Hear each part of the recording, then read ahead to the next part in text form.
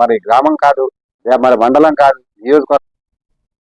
ఏలూరు నగరంలోని విజయ్ విహార్ సెంటర్ సమీపంలో గుర్తు తెలియని మృతదేహం కనిపించింది. దీనిపై ఎక్సైజ్ శాఖ పోలీసులు, ఏలూరు 2 టౌన్ పోలీసులు సంఘటన స్థలానికి చేరుకుని విచారణ చేపట్టారు. మృతుడు పక్కనే ఉన్న మద్యం సీసాలను చూశారు. కల్తీ మద్యం తాగి చనిపోయాడా లేదా అనే దానిపై విచారణ చేపట్టారు. ఈ సంఘటన జరిగిన తర్వాత కూడా పక్కనే ఉన్న మద్యం షాప్ యాజమాన్యం ఏమాత్రం పట్టించుకోకుండా మద్యం అమ్మకాలు సాగిస్తుండటం గమనార్హం.